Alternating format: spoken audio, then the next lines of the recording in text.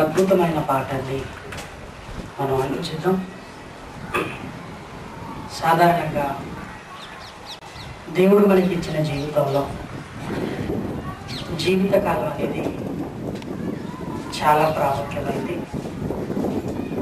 ఈ జీవితకాలం పుట్టింది మొదలుకొని మరణానికి ఉన్న మధ్యకాలం.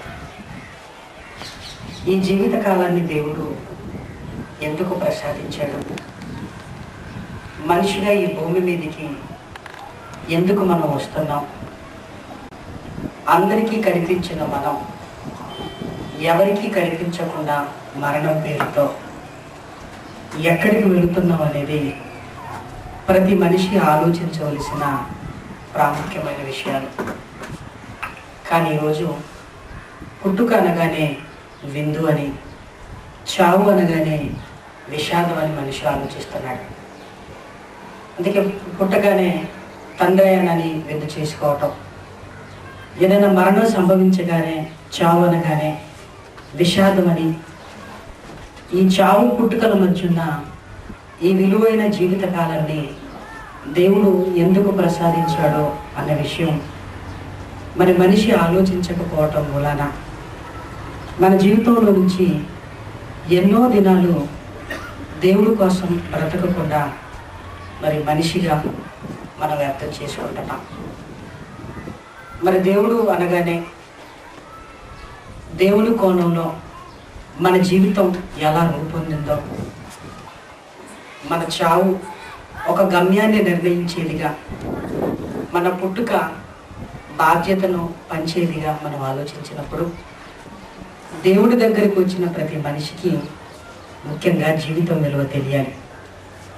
దేవుణ్ణి నమ్మానని చెప్పుకుంటున్న ప్రతి వారికి తనను గురించిన తన అవగాహన, తన పుట్టుక, తన జీవితం, తన చావు, వీటన్నింటి మీద తప్పనిసరి అవగాహన ఉండాలి. ఇలాంటి అవగాహన లేకపోతే మరి ఎందుకు పుట్టామో తెలియకుండానే, ఎందుకు మరణిస్తున్నామో తెలియకుండానే ఈ ప్రపంచాన్ని వదిలిపెట్టవలసిన వారంగా ఈ భూమి మీద మనం ఉంటాం. కానీ మనందరికీ భిన్నంగా క్రీస్తుకు పూర్వం 1500 సంవత్సరాల క్రితం దైవజనుడైన మోషే గారు దేవుణ్ణి అర్థం చేసుకున్న తర్వాత దేవుణ్ణి అడుగుతున్న ఒక ప్రశ్నని తన ప్రార్థనలో పొందుపరచబడిన మాటను నిజంగా మనం చదువుకుంటేనంటే మనం చాలాసార్లు ప్రార్థన చేసుంటాం. కానీ దైవజనుడైన మోషే గారు చేసిన ప్రార్థన మాత్రం ఎప్పుడూ మనం చేసుంటాం. ఎందుకంటే దేవుడి దగ్గరికి మనిషి రావటమే ఆశల కొద్దీ, అవసరాల కొద్దీ మనిషి వస్తున్నాడు. అందుకే దేవుడి దగ్గరికి రావాలంటే మనిషికి ఆదివారం అయినా రావాలి, లేదంటే ఏదైనా రోగం అయినా రావాలి. ఈ రెండేనండి. వస్తే ఆదివారం రావాలి, లేకపోతే మంచి రోగం వచ్చేసింది అనుకోండి దేవుడిని వదిలిపెట్టాడు. ఏమండి ఇది రావాలంటారా చెప్పండి?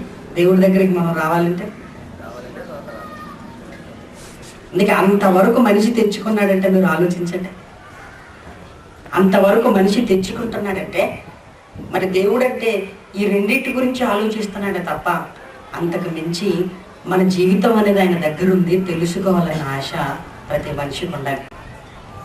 మరి దైవజనుడైన మోషే గారు చేసే ప్రార్థన అంటే ఈరోజు మనం వాక్యంగా చదువుకుంటున్నామంటే ఎంత గొప్ప ప్రార్థన అయి ఉండాలి, ఎంత గొప్ప ప్రార్థన అయి ఉండాలి. ఈరోజు మనుషులు చేస్తున్న ప్రార్థనలు కానివ్వండి, మరి మనుషులు చేస్తున్న కార్యక్రమాలనండి వాక్యంగా చదువుకోవలసినంత గొప్ప కార్యక్రమాలు ఏవి కాదు. మన ప్రార్థనలు అంత గొప్ప ప్రార్థనలు ఏవి కాదు. ఒక్కసారి మీరు ఆలోచించండి. ప్రార్థన ప్రారంభించామనుకోండి, ఎలా ప్రారంభిస్తుంటాం మనం జనరల్గా? ఇక మన దగ్గర నుంచి స్టార్ట్ అవుతుందంటే దేవుడికి రిపోర్ట్స్ అన్ని వెళ్తుంటాయి. పెద్ద అబ్బాయి చదువుకున్నాడు, ఖాళీగా తిరుగుతున్నాడు, ప్రభువా ఏదైనా వాడుకో దారి చూపించరాదు. ఇక్కడ నుంచి స్టార్ట్ అయిపోతే రిటైర్ అయ్యి నేను కూడా ఖాళీగా ఉన్నాను ప్రభువా నీ సేవకు వాడుకో. ఇక్కడ వరకు ఎవరిని వదిలిపెడతాను చెప్పండి? ఇక సేవకంటారా, చిన్న అబ్బాయికి ఆరోగ్యం బాగుంటుంది ఆయన బాగు చేసుకొని నీ సేవకు వాడుకో. ఎలాంటి ఇచ్చేసారండి దేవుని సేవకి. చిన్న అబ్బాయికి ఆరోగ్యం బాగుంటుంది ప్రభువా నువ్వు బాగు చేసుకొని నీ సేవకు అంటే పెద్ద అబ్బాయిని ఉద్యోగం ఇస్తే నేను వాడుకుంటాను దాని అర్థం. ఏమంటే ఇవన్నీ చూస్తుంటేనండి దేవుడు ప్రతి మనిషి ప్రార్థన వింటాడని మీరు ఆలోచించగలిగితే వినడండి. ఎందుకో తెలుసా? ఆయన వినాలంటే నీ ప్రార్థన ఎంత స్పెషల్గా ఉండాలి చెప్పండి. ముఖ్యమంత్రి దగ్గరికి ఏ విషయాన్ని పట్టుకుని ఆ విషయానికి వెళ్తే వింటాడంటారా? ఏమంటే రామకృష్ణపురంలో కుక్కలు ఎక్కువైపోయాడు, ముఖ్యమంత్రి దగ్గరికి వెళ్ళండి ఈ విషయాన్ని పట్టుకొని అపాయింట్మెంట్ తీసుకోండి. ఇంతకు ముఖ్యమంత్రితో మీరు ఏం మాట్లాడుకుంటున్నారంటే రామకృష్ణపురంలో అంటే కుక్కలు ఎక్కువైపోయండి, ఇది మాట్లాడదాం అనుకుంటే మిమ్మల్ని లోపలికి పంపిస్తారా? ఇది ఇక్కడ కాదయ్యా చెప్పాల్సింది, ఇది ఎక్కడ చెప్పాలి? మున్సిపాలిటీలో చెప్పాలంటారు. చూసారా? ఒక విషయం చెప్పాలంటే ఆ విషయం ముఖ్యమంత్రి దగ్గరికి వెళ్ళాలో లేదో ముందే నిర్ణయం చేసుకోవాలి మనం. ఒక ముఖ్యమంత్రి దగ్గరికి వెళ్ళాలంటే రాష్ట్ర సమస్య ఉండాలి, రాష్ట్రానికి సంబంధించిన సమస్యను ముఖ్యమంత్రితో మాట్లాడాలి, దేశానికి సంబంధించిన సమస్యను ప్రధానమంత్రితో మాట్లాడాలి. మరి దేవునికి సంబంధించి మనం మాట్లాడాలంటే అది ఏ సమస్య ఉండాలి? ప్రపంచ సమస్య ఉండాలి. అప్పుడు ఆయన దగ్గరికి వెళ్ళాలి. ప్రపంచ సమస్య ఉండాలి. ప్రపంచ సమస్యని దేవుడు పాదాల దగ్గర పెట్టాలి. కానీ తలనొప్పి వచ్చినా ఆయనే గుర్తొస్తాడు. తలనొప్పి వచ్చేసినట్టు దేవా తలనొప్పి తీసేయంట. ఆయన తలనొప్పి తీసేసేవాడు కదా, అవసరమైతే తలే తీసేసేవాడు. మనమేమనుకుంటున్నాం? ఆయన సంగతి తెలియక నాయన తలనొప్పి తీసేయి అంట. ఇలా వాక్యాన్ని స్పష్టంగా నేర్పించకపోవటం వల్ల, దేవుని చిన్నగా చూపించటం వల్ల అండి దేవుడి దగ్గరికి వచ్చిన తర్వాత కూడా మనిషి మరి దేవుని జ్ఞానం, మనిషి పట్ల అవగాహన కలగకుండా పోయింది. కానీ దైవజనుడైన మోషే గారు చేసిన ప్రార్థనలోనంటే ఒక ప్రాముఖ్యమైన సంగతి ఉందండి. అదొకసారి చూద్దాం మనం. కీర్తనల గ్రంథం 90వ అధ్యాయము 11, 12 వచనములు. కీర్తనల గ్రంథం 90వ అధ్యాయము 11, 12 వచనములు. నీ ఆగ్రహ బలము ఎంతో ఎవరికి తెలియను, నీకు చెందవలసిన భయము కొలది పుట్టు నీ క్రోధము ఎంతో ఎవరికి తెలియను. మాకు జ్ఞాన హృదయము కలుగునట్లుగా చేయుము, మా దినములు లెక్కించుటకు మాకు నేర్పుము అన్నాడు. ఇది దైవజనుడైన మోషే గారు చేస్తున్న ప్రార్థన అంటే. కీర్తన గ్రంథము 90వ అధ్యాయము ఈ అంకె కిందనే దైవజనుడైన మోషే చేసిన ప్రార్థన అని రాయబడింది. ఈ కీర్తన గ్రంథంలో కూడా దైవజనుడైన మోషే గారు చేసిన ప్రార్థన. ఈ ప్రార్థనలో మోషే గారు ఏమంటున్నారంటే, తండ్రి మాకు జ్ఞాన హృదయము కలుగునట్లుగా చేయుము. నీ మాటలు, నీ జ్ఞానం మేము అర్థం చేసుకోవాలంటే మాకున్న హృదయం సరిపోదు. మాకు జ్ఞాన హృదయము కలుగునట్లుగా చేయము, మా దినములు లెక్కించుటకు మాకు నేర్పించుము అన్నాడు. ఇదేంటంటే మా దినములు లెక్కించుటకు మాకు నేర్పించుము అంటున్నాడు. ఎప్పుడైనా చేశారంటే? నిజంగా ఇది చదివేంత వరకు నేను కూడా చేయలేదంటే తెలియదు కదండి. మరి నిజంగా ప్రార్థనలో మా దినములు లెక్కించుటకు మాకు నేర్పించుము అన్నాడు. మోషే గారు తనకివ్వబడిన దినాల మీద ఆలోచన కలిగి ఉన్నాడు. ఒకరోజు నేను పుట్టాను ఈ భూమి మీద, కొన్ని రోజులు బ్రతుకుతున్నాను కదా, చావు అనేది నాకు సిద్ధంగా ఉంది, చావకు ముందు ఎన్ని దినాలు నాకు ఇవ్వబడ్డాయో అసలు ఈ దినముల లెక్క ఏంటో నాకు తెలియాలని ఆశపడ్డాడండి. నేను ఎన్ని దినాలు బ్రతుకుతాను, అసలు నా దినముల లెక్క ఏంటి అని దేవుని అడుగుతున్నాడు. ప్రియమైన దేవుని పిల్లలారా, ఈ లెక్క ప్రపంచ పుస్తకాలలో లేని లెక్క. అదేంటి మేము లెక్కలు చదువుకుంటున్నాం అనుకుంటున్నారా? అవి బ్రతకటానికి నేర్చుకునే లెక్కలు సుమా. ఎంపీసీ గ్రూప్ నాది, నాకు లెక్కలు బాగొచ్చు అనుకుంటే పొరపాటు. అవి బ్రతకటానికి నేర్చుకునే లెక్కలు. మన బ్రతుకు లెక్కలు ఉన్నాయి చూసావా, అవి దేవుడి దగ్గర తేల్చుకోవలసిన లెక్క. అందుకే దైవజనుడైన మోషే గారు మా దినములు లెక్కించుటకు మాకు నేర్పుము అన్నాడు. మోషే గారు తన కోసం అన్నట్టుగా ఈ మాట మాట్లాడుతున్న ప్రపంచంలో ఇది అందరికీ తెలియాలని మోషే గారు కూడా ఆశపడ్డాడండి. అందుకే నా దినములు అన్నాడా, మా దినములు అన్నాడా? నాకే కాదు నాయన, ప్రపంచంలో పుడుతున్న ప్రతి మనిషికి ఈ జీవితంలో ఎన్ని దినాలు మీరు ఇచ్చారో ఆ లెక్క తప్పనిసరిగా తెలియాలి అంటున్నాడు. అంటే మోషే గారి మాటను మీరు ఆలోచించగలిగితే తన దినాల లెక్క తాను తెలుసుకోవాలని మనిషిగా పుట్టిన ప్రతి వారు తమ దినముల వెనకున్న గాథేంటో అందరికీ తెలియాలని మోషే గారు ఆశపడుతున్నారండి. ఇది ఎంత ముఖ్యమైనది కాకపోతే మోషే గారు ప్రార్థనలో దేవుని వేడుకుంటున్నారు. అందుకే మనిషి బ్రతకటానికి ఎన్నో పుస్తకాలు ఈ ప్రపంచం రాసిన మనిషి బ్రతుకు గురించి దేవుడు రాయించిందే ఈ బైబిల్ అండి. ఇది బ్రతకటానికి ఉపయోగపడదు, మన బ్రతుకు ఎందుకో చెప్పడానికి మాత్రమే ఈ వాక్యం అనేది ఉపయోగపడుతుంది. అందుకే వాక్యంతోనండి ఈ జీవితాన్ని మహాలోకానికి నడిపించుకోగలిమేమో తప్ప వాక్యంతో ఈ చిన్న జీవితాన్ని బాగా బ్రతకటానికి ఈ వాక్యాలు మన జీవితానికి సరిపోవు. అందుకే దైవజనుడైన మోషే గారు అడుగుతున్న ఈ మాటను మనం ఆలోచించటం ప్రారంభిస్తే మాకు దినములలో లెక్కను మాకు నేర్పించు అన్నాడు. ఈ మధ్యకాలంలో అండి శకుంతలాదేవి అని ఒక స్త్రీకి మరి ఒక బిరుదిచ్చేశారు, లెక్కల మాంత్రికురాలు అని. ఎందుకో తెలుసా? మరి కంప్యూటర్ కంటే వేగంగా లెక్కలను చెప్పగలుగుతుంది అనమాట. ఇక కంప్యూటర్ ఆ లెక్క చెప్పకముందే లెక్క ఇలా మనం వేసి పూర్తి కాకముందే దాని ఆన్సర్ చెప్పటం ప్రారంభిస్తుంది ఆమె. అందుకే ఆమె మేధా సంపత్తిని, ఆమె జ్ఞానాన్ని గుర్తించి ఆమెకు మంచి బిరుదిచ్చారు, లెక్కల మాంత్రికురాలు అని. లెక్కల మాంత్రికురాలు అని. ఈ లోకంలో లెక్కలన్నీ ఆ మెదడుతో క్షణాల్లో ఆలోచించి చెప్పగలుగుతుంది కదా. దేవుడు లెక్క దగ్గరికి రాగానే ఆ మెదడు సరిపోదంటే కొన్ని శకుంతలాదేవిని ఒక లెక్క అడుగుదాం. అమ్మా నువ్వు లెక్క బాగా చేస్తావు కదా, లెక్కలన్నీ నీ బుర్ర మీద ఎన్ని వెంట్రుకలు ఉన్నాయో లెక్క చెప్పమని మీరు అడిగారు అనుకోండి, తెలీదు.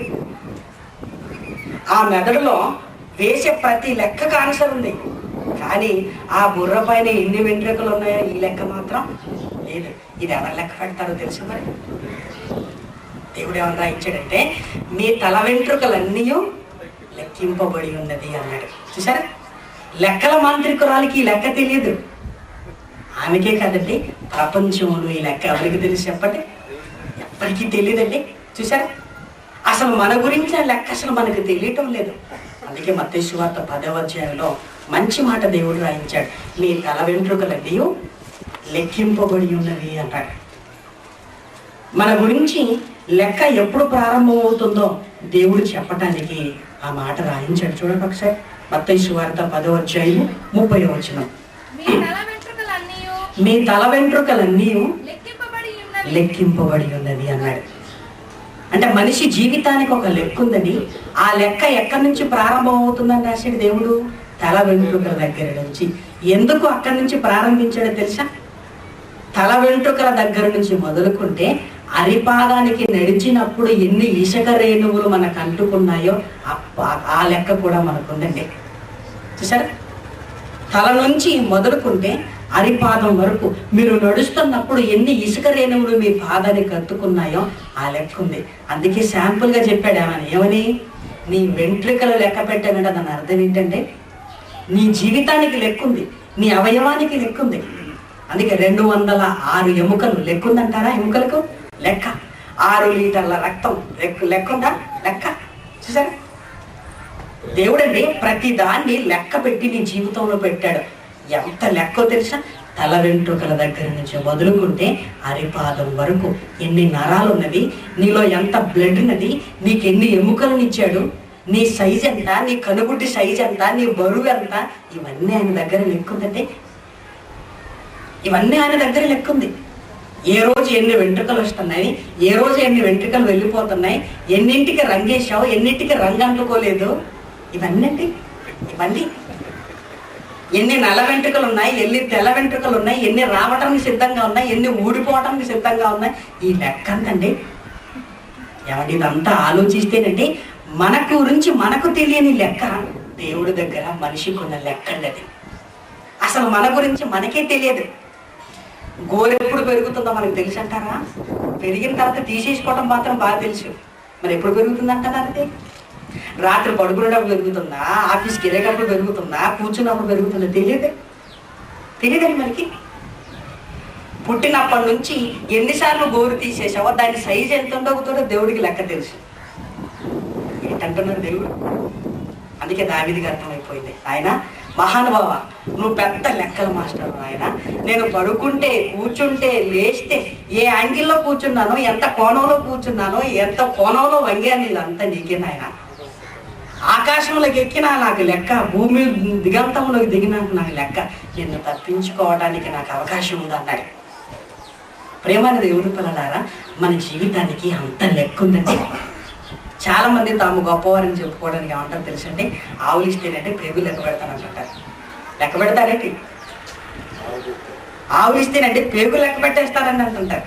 నువ్వు ఆవులిస్తే పేగులు లెక్క పెడతావేమో, కానీ ఆవలించక ముందే దేవుడు పేగులు లెక్క పెట్టి లోపల పెట్టాడు. ఈ సంగతి తెలీదు.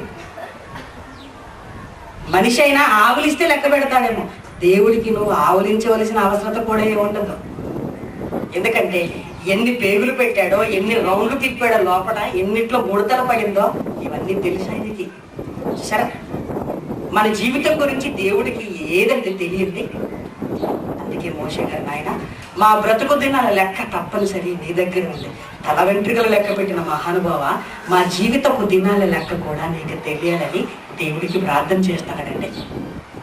ప్రేమైన దేవుని పిల్లలారా, నిజంగా మనం కూడా ఆలోచించగలిగితే, మోషే గారి ఆలోచన మనకు కూడా కలిగి మా దినముల లెక్క మాకు నేర్పించమని మనం అడగలిగితేనంటే మన దినముల లెక్క గురించి దేవుడు రాయించాడు.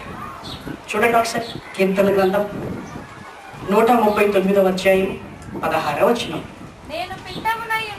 కీర్తన గ్రంథము 139వ అధ్యాయము 16వ వచనం. నేను పిండమునై ఉండగా నీ కన్నులు నన్ను చూచెను. దావీదు గారు తన జీవితం గురించి ఎక్కడి నుంచి ఆలోచించుకోవటం ప్రారంభించాడు? నేను పిండమునై ఉండగా అన్నాడు. మన జీవితం గురించి మనకి ఎప్పుడు తెలుసు అంటే, హాస్పిటల్లో పుట్టిన దగ్గర నుంచి తెలుసు మనకి కదండి. నేనంటే పలానా ఏరియా హాస్పిటల్లో పుట్టానండి, అక్కడి నుంచి మన జీవితం గురించి మనకు తెలుస్తుంటే కొన్ని. దావీదు గారు తన గురించి ఎక్కడి నుంచి ఆలోచించుకోవటం ప్రారంభించాడంటే, ఈ ప్రపంచపు కంటికి కనుమరుగైన స్థితిలో తల్లి గర్భంలో పిండముగా ఉన్నప్పటి నుంచి తన గురించి ఆలోచించుకోవటం ప్రారంభించాడు. అదే రాస్తున్నాడు. దావీదునైన నేను ఒకప్పుడు ఈ భూమి మీదకి రాకమునుపు నా తల్లి గర్భంలో పిండమునై నేను ఉండగా, దేవా నీ కన్నులు నన్ను చూచెను. నీ కన్నులు నన్ను చూచెను. ఎందుకు చూశాను రాశాడు చూడండి ఒకసారి. నియమింపబడిన దినములలో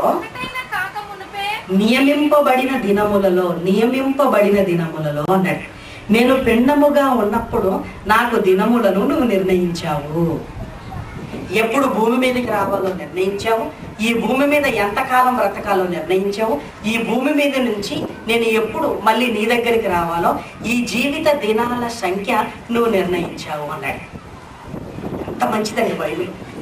ఏమంటే బైబిల్ ఇలా నేర్చుకుంటేనండి సమాజంలో నుండి ఇంక ఏది అవసరత మనకు అనిపించదండి. అంత బాగుంటుంది వాక్యం. తల్లి గర్భంలో మనం పిండముగా ఉన్నప్పుడే ఈ భూమి మీదకి వచ్చిన తర్వాత ఎన్ని దినాలు మనం బ్రతకాలో మన జీవిత కాలాన్ని, మన లెక్కను దేవుడు నిర్ణయించేశాడండి. మోషే గారు అదే అడుగుతున్నాడు, మా దినములను మాకు లెక్క పెట్టుటకు మాకు నేర్పించుము అని.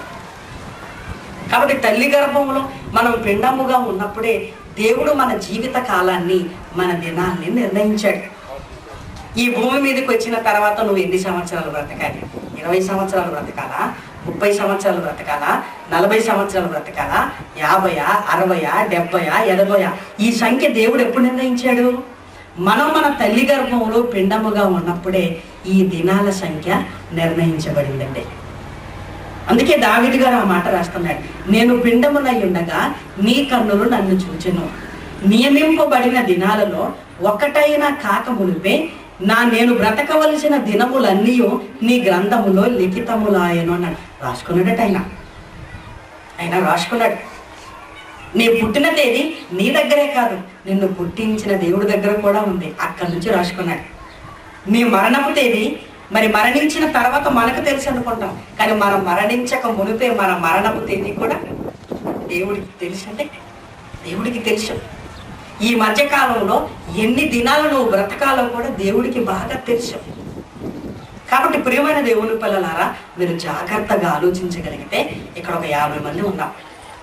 ఈ 50 మంది ఎన్ని దినాలు బ్రతకాలో మనం తల్లుల గర్భంలో ఉన్నప్పుడే దేవుడు నిర్ణయించి ఈ జీవితాన్ని ప్రసాదించాడు మనకి.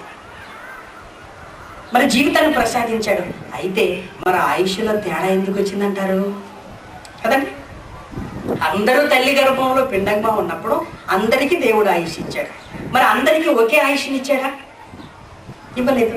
కొంతమంది 50 సంవత్సరాలు బ్రతుకుతున్నారు, కొంతమంది 60, కొంతమంది 70, కొంతమంది 80, కొంతమంది 20, కొంతమంది 30, కొంతమంది 40. చూసారా?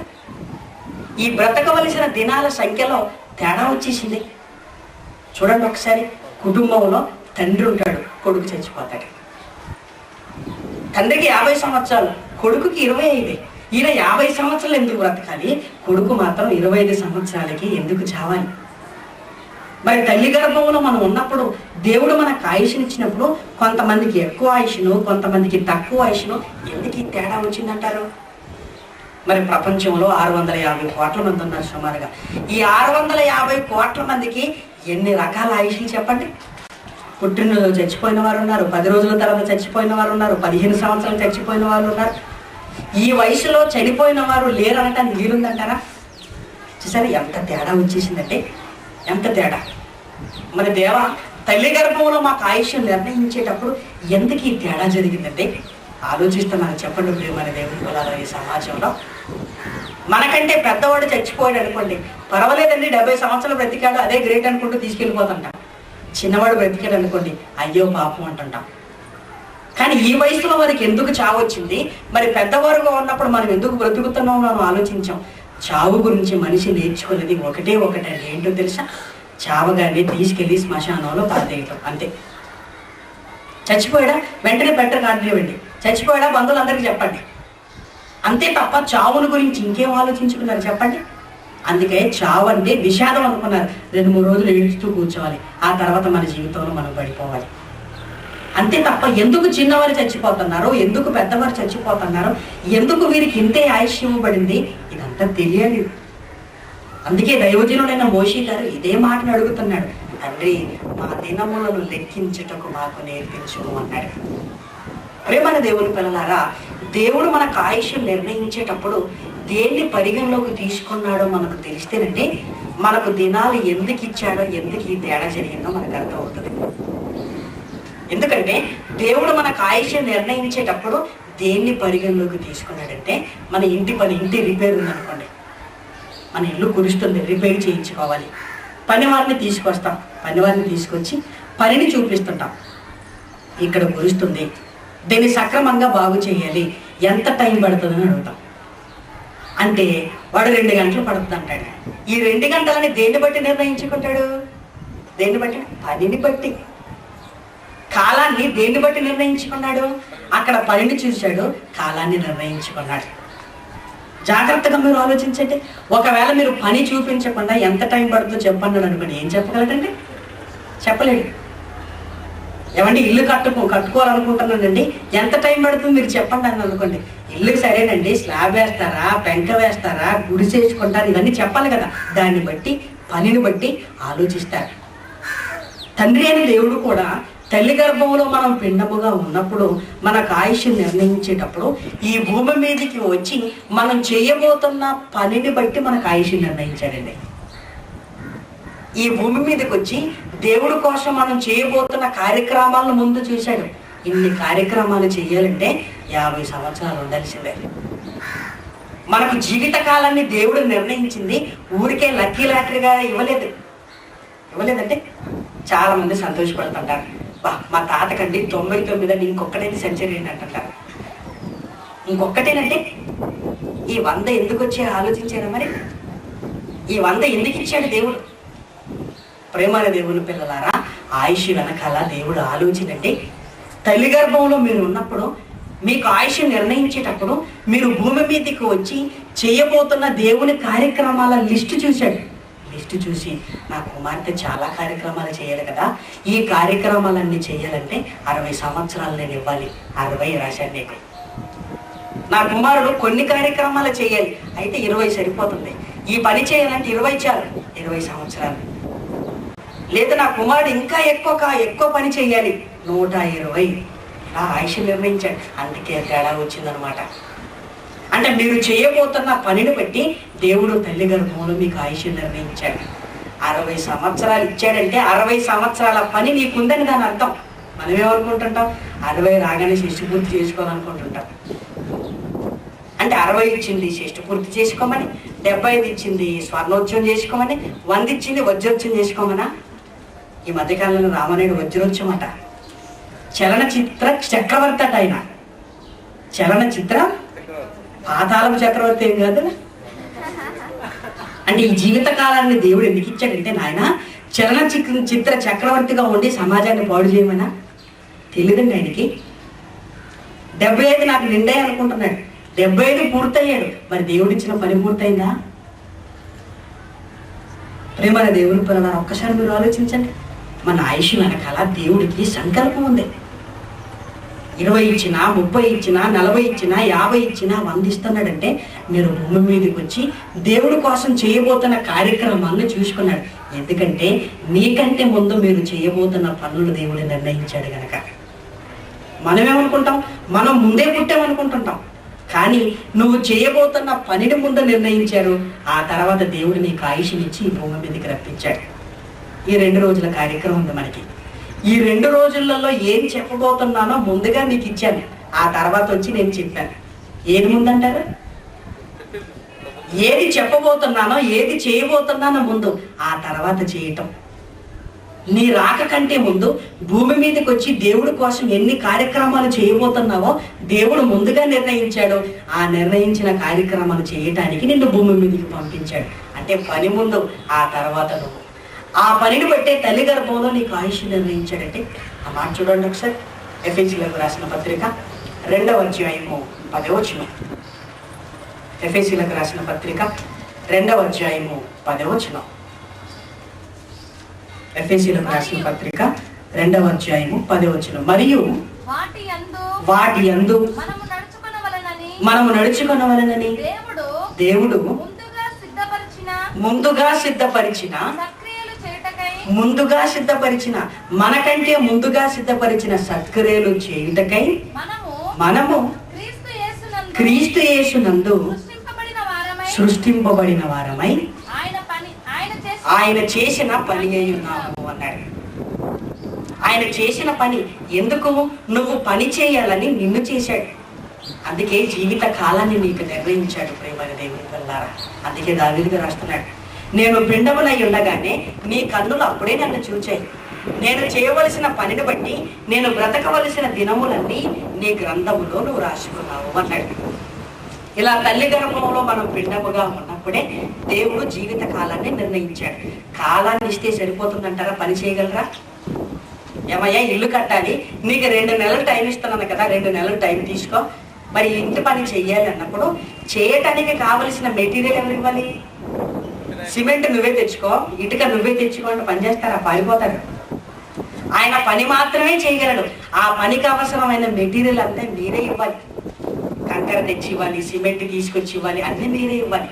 అందుకే దేవుడు కూడా ఆలోచించాడు, నా పిల్లలకు పని ఇచ్చాను, ఈ పని చేయటానికి ఆయుష్ దినాలను ఇచ్చాడు. మరి దేనితో పని చేస్తారు నా పిల్లలు?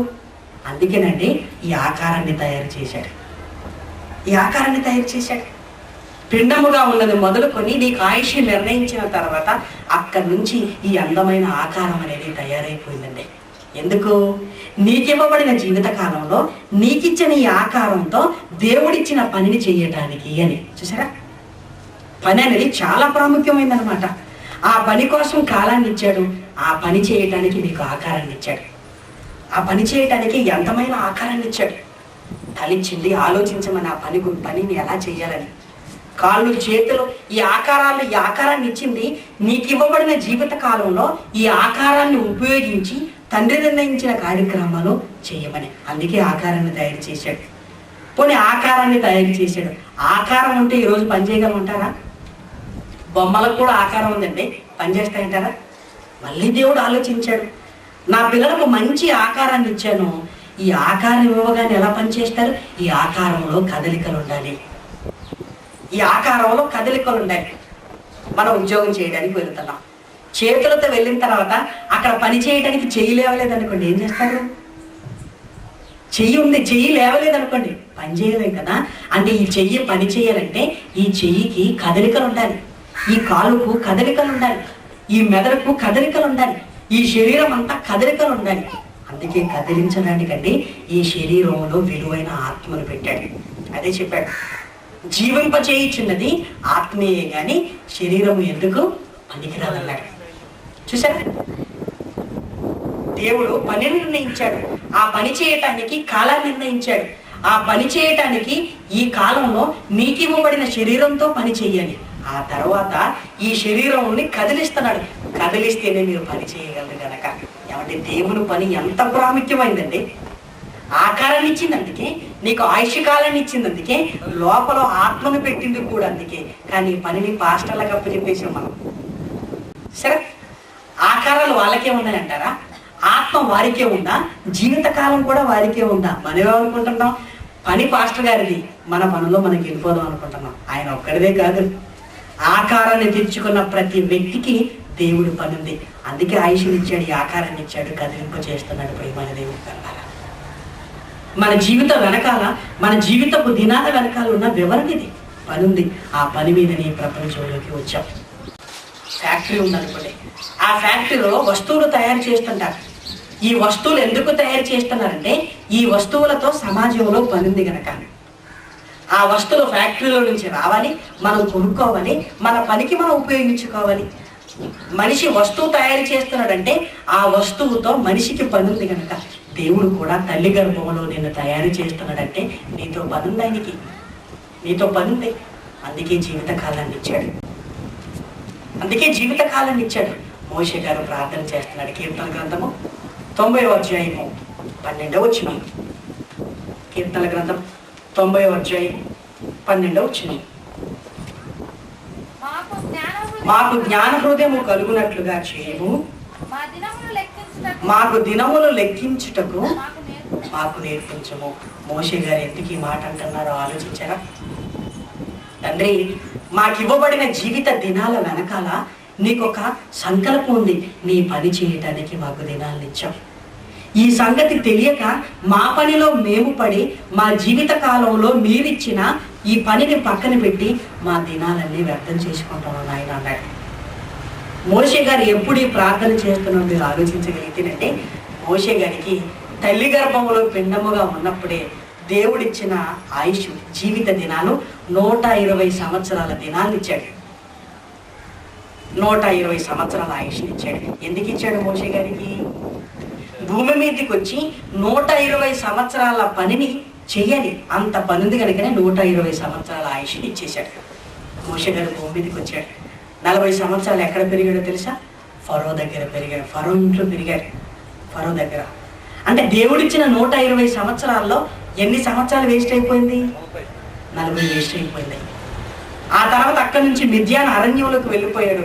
గొర్రెల కాపరిగా ఉన్నాడు, పెళ్లి చేసుకున్నాడు, 2 పిల్లల్ని కన్నాడు. దేవదూత వచ్చేసరికి ఇంకొక 40 సంవత్సరాలు అయిపోయింది.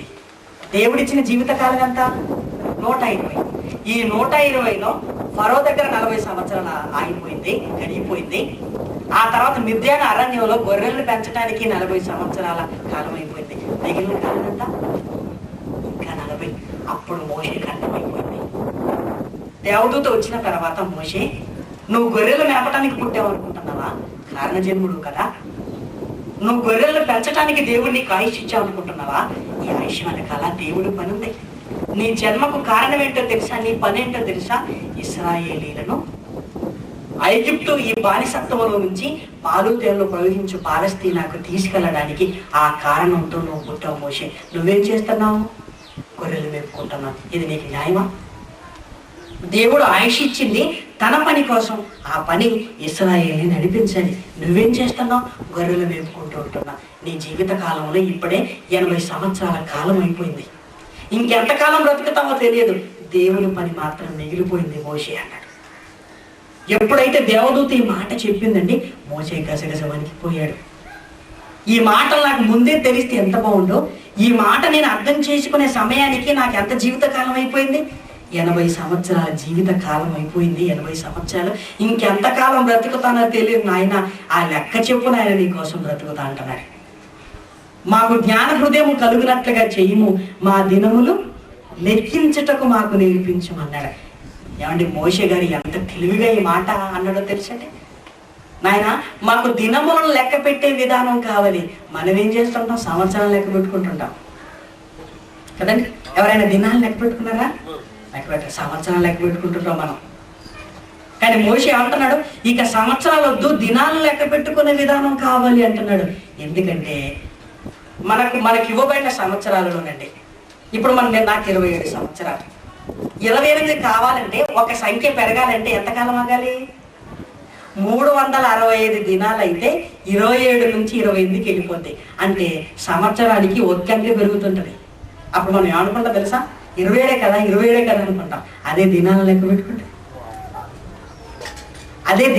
పెట్టుకుంటేనండి రోజు లెక్క పెట్టుకోవాలి. ఒక సంవత్సరానికి 365 రోజులు, 10 సంవత్సరాలకి 3650 రోజులు. 10 సంవత్సరాలకి 20 సంవత్సరాలకండి లెక్కేసుకోండి. మీ ఆయుష్ని దినాల్లో ఎన్ని దినాలు బ్రతికేశారో మీకు అర్థమైపోద్ది. ఏమండి మన ఆయుష్ను సంవత్సరాలు లెక్క పెట్టుకోకూడదు. సంవత్సరాలు లెక్క పెట్టుకోవాలంటే సంవత్సరం ఆగాలి మీరు. అదే దినాలను లెక్క పెట్టుకుంటే ప్రతిరోజు లెక్క పెట్టుకోవటం. అప్పుడు అర్థం అవుతుందండి ఎన్ని వేల దినాలు ఇప్పటికీ మీరు బ్రతికేశారో మీకు అర్థం అవుతాయి.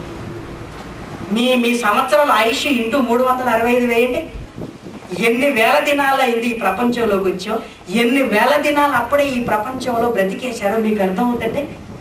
అందుకే మోషే గారు అంటున్నారు, తండ్రి మా దినములను లెక్కించుటకు మాకు ఇదే రావాలి. ప్రియమైన దేవుని పిల్లలారా, సాధారణంగా మనం ఏమనుకుంటామంటే ఆఫీస్కి వెళ్ళామనుకోండి, అక్కడ క్యాలెండర్స్ ఎలా ఉంటాయంటే పైన తేదీ, పైన ఒక సంవత్సరం అనేది అలానే ఉంటుంది, నెల అలానే ఉంటుంది.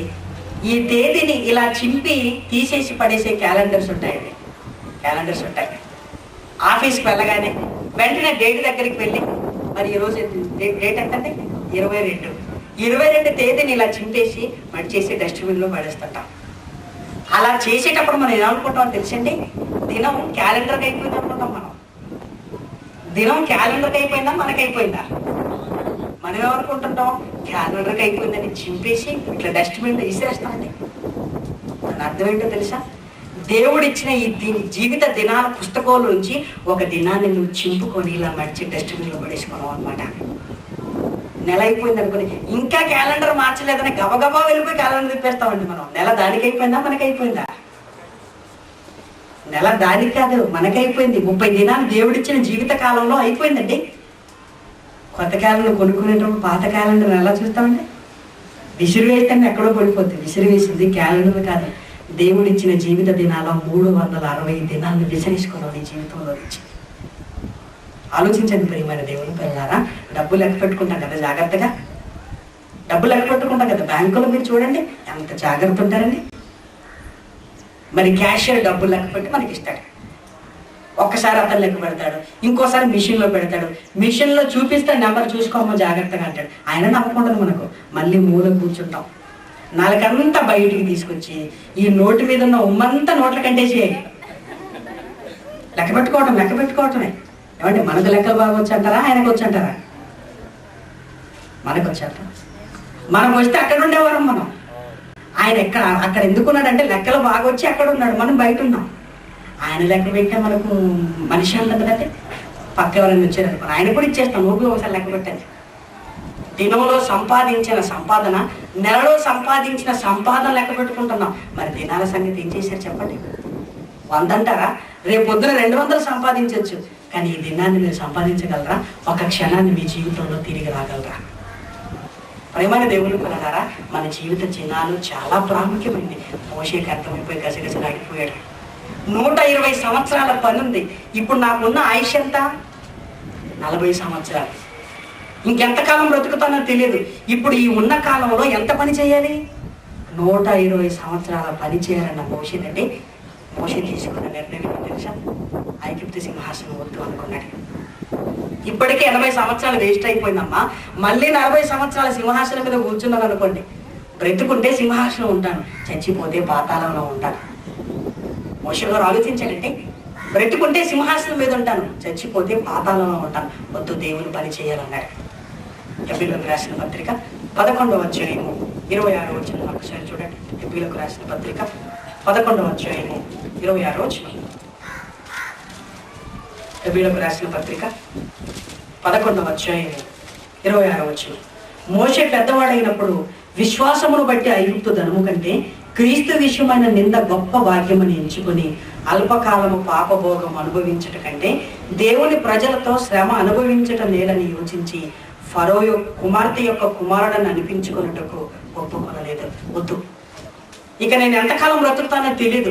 దేవుడిచ్చిన 120 సంవత్సరాల పన్నెండు ఎగిరిపోయిందండి. ఇక మోషే సింహాసనం మీద కూర్చోవలసిన మోషే అరణ్యంలో ఉన్నాడండి. రాజదండాన్ని పట్టుకోవలసిన మోషే చేతి కర్ర పట్టుకొని ప్రజల ముందు నడిచాడు. ప్రేమైన దేవుని పిల్లలారా, దినముల లెక్క మోషేకి అర్థమైంది కనుక మోషే తీసుకున్న నిర్ణయం. యేసుక్రీస్తు అంటారా, ఆయనకి ఇవ్వబడిన దినాలండి 33.5 సంవత్సరాలే. 33.5 సంవత్సరాలే. అందుకే మహానుభావుడు ఏం చేశాడో తెలుసా? అమ్మా, నేను నా తండ్రి పనుల మీద ఉండవలనని మీరు ఎరగరా? నా జీవితకాలం చిన్నది, ఈ జీవితకాలంలో నా పనులన్నీ చేసేయాలి, నా పనులన్నీ చేసేయాలి అని యేసుక్రీస్తు పని 12 సంవత్సరాలకే ప్రారంభించేసాడు. వేస్ట్ చేయలేదైనా 12 సంవత్సరాలకే పని ప్రారంభించాడు. శిలువ మీద మరణించే సమయానికి తండ్రి సమాప్తమైంది అన్నాడు. ఏం సమాప్తమైంది? తండ్రి, నా జీవిత కాలంతో పాటు ఈ జీవితంలో నేను చేయవలసిన పని కూడా సమాప్తమైంది అన్నాడు. చూశారు, సమాప్తమైంది అన్నాడు. ప్రేమల దేవుని పిల్లలారా, ఒక్కసారి ఆలోచించండి. దేవుడు పని ప్రారంభించే సమయానికి మనకు వయసు ఎంత వచ్చేసిందండి? దేవుడు పని చేయటానికి సమయానికి మన వయసు 30-40 వచ్చింది అనుకోండి. అంటే దాని అర్థం ఏంటి? ఈ 20-30 సంవత్సరాలు ఏమైపోయింది? వేస్ట్ అయిపోయింది. 30 సంవత్సరాలంటే ఎంత కాలం వేస్ట్ అయిపోయింది చూడండి. మరి దేవుడిచ్చిన పని అలా మిగిలిపోయింది. మన జీవిత కాలం తరిగిపోతుంది. చాలా మంది పిల్లలు చూడండి, జాయిన్ అయిన మొదటి రోజు నుంచి చదవరు. అప్పుడు చదివితే బాగానే ఉంటుంది. పరీక్షల దగ్గర పడిన తర్వాత పుస్తకాలు మాత్రం ఇలా గుట్టలుగా ఉంటుంటాయి. చదివే కాలం మాత్రం ఏమైపోతే తగ్గిపోతే. అప్పుడు కూర్చుంటారండి, 2-3 ఫ్లాష్లు పెట్టుకుని దాంట్లో స్ట్రా వేసుకొని పీల్చుకుంటూ చదువుతుంటారు. ఇంకా ఎందుకంటే ఏమైపోయింది? సిలబస్ ఎక్కువైపోయింది. చదివే కాలం ఏమైపోయింది? ఈరోజు మనిషి జీవితం కూడా అలా అయిపోయింది. ప్రేమైన దేవుని పిల్లలారా, మనకి ఇవ్వబడిన ఈ జీవిత దినాల్లో దేవుడి కోసం పని చేయవలసిన ప్రతి మనిషి ఈ లోకపు కార్యక్రమాల్లో పడి దేవుళ్ళ పని పక్కన పెట్టి జీవితాల దినాలన్నీ బ్రతికేశాడు. తీరా చూసేసరికి పని ఎక్కువైపోయింది, జీవితకాలం అనేది తక్కువైపోయింది. మరి ఇప్పుడు ఏం చేయాలి? ఆలోచించండి. రాత్రనక పగలనక కష్టపడితేనే కానీ ఆ పని పూర్తి చేయలేము. అందుకే పౌలు గారు తిమోతికి రాస్తూ ఏమన్నాడు తెలుసా? తిమోతి, మనకు సమయం లేదు నాయన. ఎందుకంటే మనం రావటమే ఆలస్యంగా వచ్చాం దేవుళ్ళలోకి. నేను రావటమే ఆలస్యంగా వచ్చాను, నువ్వు రావటమే ఆలస్యంగా వచ్చావు. ఇప్పుడు మన సమయాన్ని చూసుకోకూడదని 2వ పత్రికలో తిమోతి గారికి రాస్తూ ఓ మంచి మాట రాశాడు. చూడండి, తిమోతి గారికి రాసిన 2వ పత్రిక 4వ అధ్యాయము 2వ వచనం. తిమోతికి రాసిన 2వ పత్రిక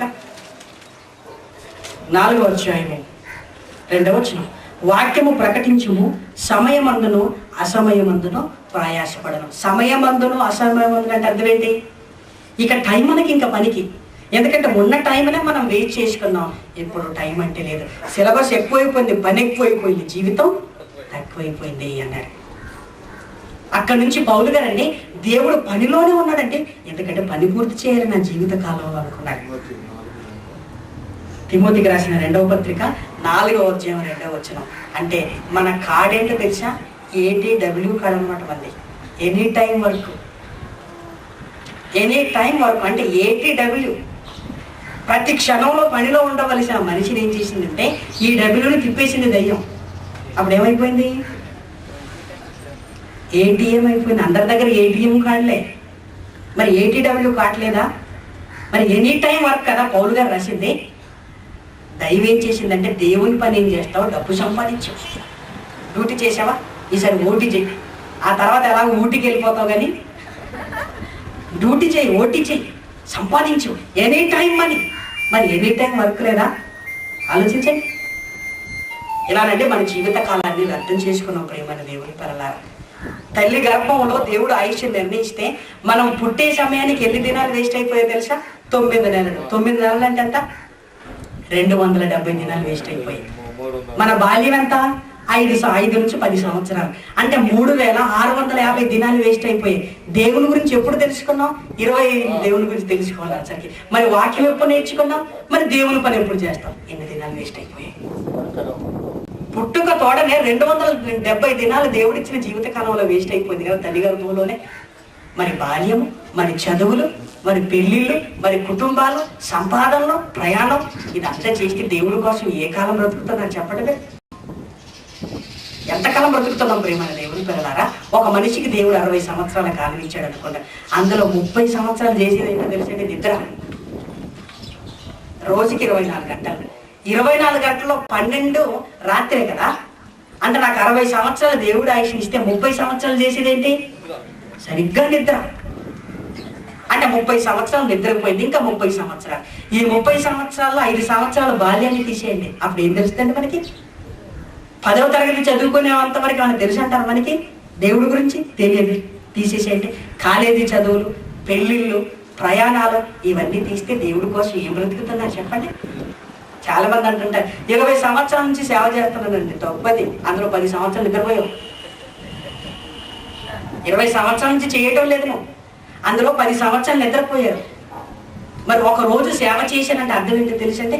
మీ దగ్గరికి వచ్చాం, ఈ 2 గంటలు పని చేశాను అంటే 1 గంట వాక్యం చెప్పాను, మరో గంట వాక్యం చెప్తాను. ఇలాంటి 24 గంటలు వాక్యం చెప్తే ఒక రోజు దేవుడి కోసం పనిచేసినట్టు. ఇలాంటి 24 గంటలు అయితేనండి ఒక్కరోజు నేను దేవుడి కోసం పనిచేసినట్టు. అంటే 24 గంటలు కష్టపడాలంటే ఎన్ని రోజులు అయిపోవాలి చెప్పండి మీరు? ఇలా లెక్కలేసుకోండి. దేవుడి కోసం మీరు ఏం పని చేయగలుగుతున్నారు? 3 రోజుల మహాసభలు అనుకుంటాం, అక్కడ ఉండేది గంటే. ఇలా రోజులను రాసుకున్నాం కదా. అప్పుడు ఏమన్నా ఆయన 3 గంటల మహాసభలో రాయాలి. వచ్చేది గంటే కదా ప్రియమైన దేవుని పిల్లల. ఈరోజు ఒకరోజు లేఖనాల పరిశోధన అన్నాం కాదండి, 1 గంట లేఖనాల పరిశోధన సదస్సు. నిజంగా ఆలోచించండి. మన జీవితకాలం తరిగిపోతుంది, దేవుడిచ్చిన పని మిగిలిపోతుంది. ఏమండి, పని చేసిన తర్వాత జీతం తీసుకుంటే బాగుంటుందా, పని చేయకుండా తీసుకుంటే బాగుంటుందా? ఏమండి, ఈ జీవిత దినాలను దేవుడిచ్చి ఈ దినాల్లో నీకు పనిచ్చి ఈ 10 దినాలు నువ్వు చేస్తే పరలోకాన్ని ఇవ్వాలని దేవుడు ఆశపడుతున్నాడు. పరలోకానికి మనం వెళ్ళటానికి దేవుడు ఏం చేస్తాడు తెలుసా? రిజిస్టర్ తీసుకురాయని ఆయన, ఇలా 10 దినాలు రిజిస్టర్ అంటాడు. ఎన్ని దినాలు అటెండెన్స్ ఉందో చూడండి ఆయన అంటాడు. దేవా, సంవత్సరానికి 365 రోజులు అయితే 52 ప్రజెంట్లే ఉన్నాయి, ఎందుకంటే 52 ఆదివారాలే కనుక. అంటే 365 వర్కింగ్ డేస్ లో ఎంతవరకు అటెంప్ట్ చేశావు నువ్వు? ఉద్యోగం ఉండాలా ఊడాలా? ఆలోచించండి ఒకసారి. 365 రోజుల పని దినానికి 52 ప్రజెంట్లు. ఈ 52 అయినా సరిగ్గా ఉంటాయా? కష్టం వస్తే ముందెగ్గొట్టేది ఆదివారం గుడికే. చాలా మంది చూడండి, గొడవ అయింది అనుకోండి, ఇప్పుడు వద్దు ఆదివారం మాట్లాడుకుందాం, సరిగ్గా గుడి టైం.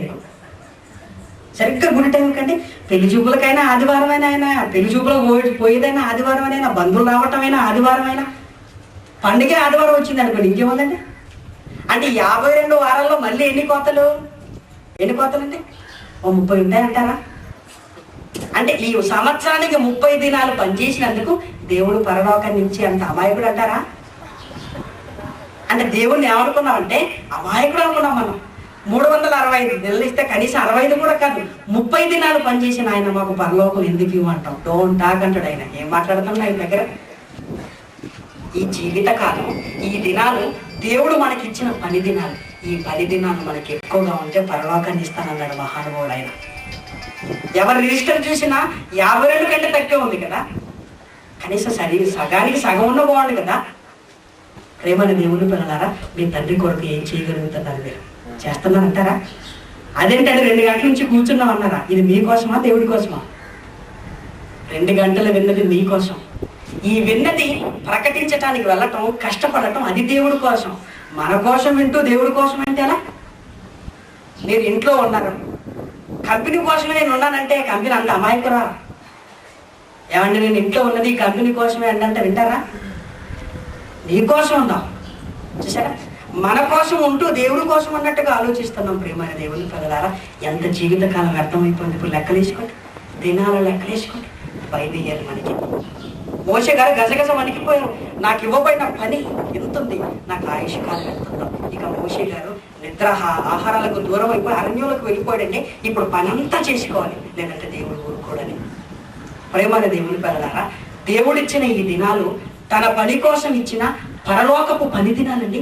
ఈ 10 దినాలు పెంచుకోవాలి మనం, 10 దినాలు పెంచుకోవాలి. దేవుడు పరలోకాన్ని ఇవ్వటానికి సరిపోయాన్ని 10 దినాలు మనకి ఇవ్వాలి. ఒక్కరోజు వెళ్ళి జీతం తీసుకుంటామండి మనం? ఏ మొహం పెట్టుకుంటామండి? అడగలేమండి అసలు, ఎంత సిగ్గుపడతాం మనం. ప్రేమైన దేవుని పిల్లలారా, ఇక్కడ పని చేసుకుంటున్నాం, జీతం తీసుకుంటున్నాం కదా. మరి పరలోకం అనే జీతాన్ని దేవుడు ఇవ్వాలంటే మనిషికి ఉన్న 10 దినాలు ఏంటి చెప్పండి? 10 దినాలు ఏంటి చెప్పండి? గవర్నమెంట్ టీచర్ పోస్ట్ ఇచ్చింది అనుకోండి, చక్కగా గ్యాస్, బెండకాయలు, దొండకాయలు ఇవన్నీ తీసుకెళ్ళి స్కూల్లో వంట ప్రారంభించేశారు అనుకోండి. డిఓ వచ్చినప్పుడు, ఏమంటే పని ఇచ్చారు కదా, ఏదో పని చేసుకుంటున్నా కదా, ఇంకేంటంటే ఊరుకుంటారా? అమ్మా నీకు ఇచ్చింది పని చేయమని, ఆ పని వంట పని కోసం కదా, పిల్లలకు పాఠం చెప్పే పని. ఊరుకోండి డిఓ గారు మొత్తానికి పనిలోనే ఉన్నారంటారా? కాసేపు బాగా అన్నం తిని వెళ్ళిపోతుంది కదండి. చూసారా, ఈరోజు మనిషి ఏమైపోయిందంటే, దేవుడు తన పని కోసం జీవిత దినాన్ని ఇస్తే మనిషి ఏమనుకున్నాడు, మొత్తానికి పనిలోనే ఉంటున్నాను కదా అంటున్నాను. మరి దేవుడి పని ఏం చేశారు? ప్రభుత్వము పనిస్తే వారి పని చేయాలి, మన పని కాదు. మరి ప్రభువు పనిస్తే అది చెయ్యాలి. అందుకే జీవిత కాలంలోనండి మన కార్యక్రమాల కంటే దేవుడి కార్యక్రమాలు చాలా ప్రాముఖ్యమైనవి. అందుకే పౌలు గారు ప్రపంచాన్ని చూసి ఏమని రాశాడు తెలుసా? అందరూ సొంత కార్యక్రమాలనే. మరి దేవుడి పని ఏమైపోయింది? అందరూ తమ సొంత కార్యక్రమాలనే చేసుకుంటున్నారు అన్నాడు. సాక్ష్యం ఇచ్చేశాడు. అంటే దేవుని పని ప్రపంచం మర్చిపోయిందంటే మర్చిపోయింది. మరి పరలోకాన్ని దేవుడు మనకి ఎలా ఇవ్వాలి చెప్పండి? పరలోకాన్ని ఎలా ఇవ్వాలి? అందుకే మోషే గారు అన్నారు, తండ్రి మా జీవిత దినాల్ని, మా దినములను లెక్కించుటకు మాకు నేర్పించమన్నాడు. నీకు ఇవ్వబడిన దినాలు వెనకాల దేవుడి పని ఉంది. ఆ పని ఈ ఆకారంతో, ఈ ఆయుష్తో దేవుడిచ్చిన పని పూర్తి చేయాలి. పరలోకానికి దేవుడు ఇవ్వటానికి అర్హత మనం సంపాదించాలి. ప్రేమల దేవుడి పని. మీ జీవితాన్ని ఆలోచించండి. ఎంత పని చేశారు దేవుడి గురించి? ఎంత పని చేయగలిగారు? పని అంటే ఏంటని అడుగుతున్నారా? ఇది వేశారు కదా, అది పని. దీనికోసం డబ్బులు ఇచ్చారు కదా, అది పని. ఈ కింద వేశారు కదా దేవుడి కోసం కూర్చోవటానికి, అది పని. దేవుని వాక్యం వినటానికి వచ్చిన మీకు కొంచెం అన్నం పెట్టారు చూసారా, అది పని అండి, అది పని. మిమ్మల్ని తీసుకురావడానికి కష్టపడ్డారు చూసారు, మీకు చెప్పారు కదా దేవుడి కోసం రండి నేర్చుకోండి, వాళ్ళు అది చేసిన వాళ్ళు పని అండి, అది. ప్రేమల దేవుని పిల్లలారా, మన పనులంతా ఎప్పుడు ఉండేటిది. మన పనితో పరలోకాన్ని సంపాదించుకోలేం మనం. దేవుని పనితోనే పరలోకాన్ని మనం సంపాదించుకోగలం. మరి మీ జీవితకాలం ఎంత అయిపోయింది, దేవుని పని ఎంత మిగిలిపోయిందో ఒక్కసారి మీరు ఆలోచించండి. ఇక సమయం అనక అసమయం అనక దేవుని పనిలో పడిపోతేనే కానీ మనకు పరలోకం రాదండి. అందుకే యేసుక్రీస్తు జీవితాన్ని చూడండి. లూకా 2:49 అదే మాట అన్నాడు, నేను నా తండ్రి పనుల మీద ఉండవలనని మీరు ఎరుగరా అన్నాడు. లూకా 2:49 నేను నా తండ్రి పనుల మీద ఉండవలనని మీరు ఎరుగరా అన్నాడు. అక్కడ నుంచి శిలువ మీద మరి మరణించేంత వరకు ఆయన పనిలోనే ఉన్నాడు మహానుభావుడు. ఇలా పనిని ముగించి యేసుక్రీస్తు అన్న మంచి మాట ఒకటి చూడండి. యోహాను సువార్త 17:4. యోహాను సువార్త 17:4. యోహాను సువార్త 17:4. చేయుటకు 17:4 చేయుటకు నీవు నాకు ఇచ్చిన పని నేను సంపూర్ణముగా నెరవేర్చి భూమి మీద నిన్ను మహిమ పరిచితిని తండ్రి, పనంతా చేశాను అన్నాడు. కింది వచ్చిన వాళ్ళు ఏమడుగుతున్నాడు చూడండి. తండ్రి లోకము పుట్టక మునుపు నీ యొద్ద నాకు ఏ మహిమ ఉండెనో ఆ మహిమతో నన్ను ఇప్పుడు నీ యొద్ద మహిమపరచుము అన్నాడు. పని చేశాను ఆయన, నాకు పరలోకాన్ని ఇవ్వమన్నాడు. పని చేసేవాడికి అడిగే హక్కు ఉందండి పరలోకాన్ని. ఇదిగో నాయన భూమి మీద నిన్ను మహిమపరిచాను, పని చేశాను, మొత్తం చేశాను నాయన. ఇక్కడికి రాకమునుపు పరలోకములో నీ దగ్గర ఎలాంటి స్థితి నాకుందో నాకు మళ్ళీ ప్రసాదించాడు అన్నాడు. మళ్ళీ ప్రసాదించు. పని చేసేవాడికి హక్కు ఉందండి. దేవుణ్ణి మహిమపరచడం అంటేనండి భూమి మీద తండ్రి కార్యక్రమాన్ని మనం చేయటం. చాలా మంది తెలియక ఏమని ప్రార్థన చేస్తుంటారు, తండ్రి నిన్ను నువ్వే మహిమపరచుకొని ఆయన అంటారు. ఇది మంచి మాట కాదు. నిన్ను నువ్వే మహిమపరచు అంటే నన్ను వదిలేసేయాలి. ఎవరినైనా సన్మానానికి పిలిచి ఇప్పుడు ఆయనకు దండేసుకుంటారంటే ఏమన్నా బాగుంటుందా? ఆయనే చాలా కొట్టుకుంటారు, ఆయన గురించి ఆయనే మాట్లాడుకుంటారు అనుకోండి, అది సన్మానమా మనమా? ఏమండి, ఒక మనిషితో ఆ మాట అంటేనే కుదరటం లేదు కదా. దేవుణ్ణి మహిమపరచాలా, దేవుడే ఆయన మహిమపరచుకోవాలా? తప్పు కదండి. తండ్రి మీరు ఇచ్చిన పని చేసి భూమి మీద నిన్ను మహిమపరిచాను అన్నాడు. మీరు చేసే కార్యక్రమాల వల్లండి దేవునికి మహిమ. ఇలా మీరు పని చేయగలిగితే చక్కగా పరలోకాన్ని అడిగే హక్కును మనం పొందుకుంటాం.